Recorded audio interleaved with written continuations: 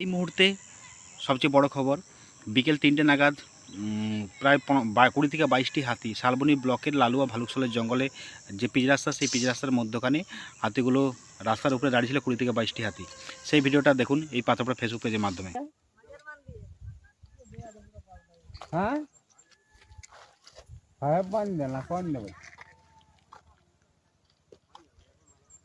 Patharpara Facebook পেজের পক্ষ থেকে সকল জানাই শুভ বিকেল এবং স্বাগতম। পাথরপাড়া ফেসবুক পেজে আপনারা দেখেছেন কিছু আগে আমি হাতির একটা পোস্ট করেছি। তো এই মুহূর্তে হাতিগুলো বিরাজ করছে ভালুকশলের জঙ্গলে জরকার দিকে অভিমুখ।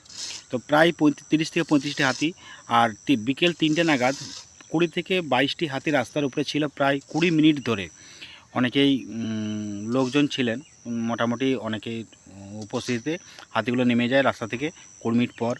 এখন অভিমুখ প্রায় জরকার দিকে। আপনারা সাবধানতা অবলম্বন করবেন, সতর্ক থাকবেন। জরকার লাগোয়া যত গ্রাম আছে সেগুলো মোটামুটি সাবধানতা অবলম্বন করবেন।